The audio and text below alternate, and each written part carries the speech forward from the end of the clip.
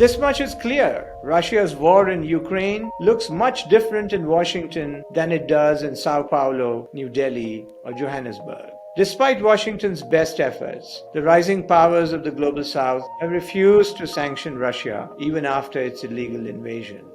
They're staking out positions that reflect their own national interests. And in doing so, they are exposing the limits of US influence. It's clear that for the United States to succeed in a world where the power is more diffused, we must approach the Global South with a smarter strategy. But where is the Global South exactly? Once described as the Third World or Developing World, these countries comprise a vast belt that stretches from Latin America to Southeast Asia and the Pacific Island states. The Global South makes up as much as 70% of humanity. Historically, these countries have been marginalized within the global power structures they seek to reform. Their memory of colonial experience reinforces their impatience with a US and Europe-centric world order. Many of them are emerging economies catching up with the wealthy world.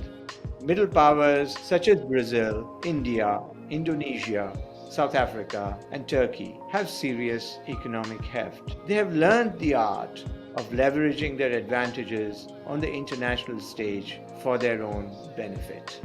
Most of the Global South is not interested in choosing sides in the great power competition that pits the United States against China and Russia.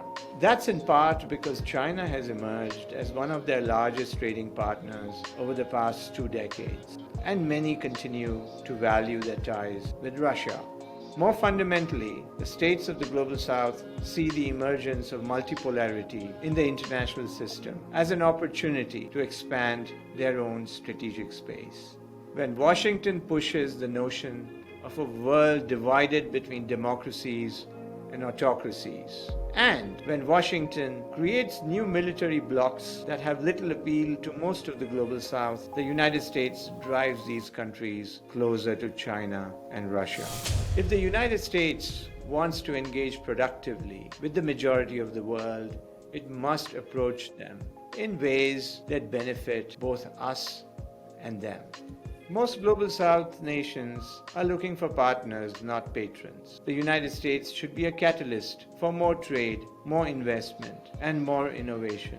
Showing up as a partner means engaging key middle powers at the core of providing solutions to transnational threats such as climate change, pandemics, and food insecurity. The Global South is increasingly the source of products and innovation and possesses critical natural resources indispensable for a future clean energy economy. If Washington offers a better value proposition than Russia or China, most Global South states will willingly and eagerly take it.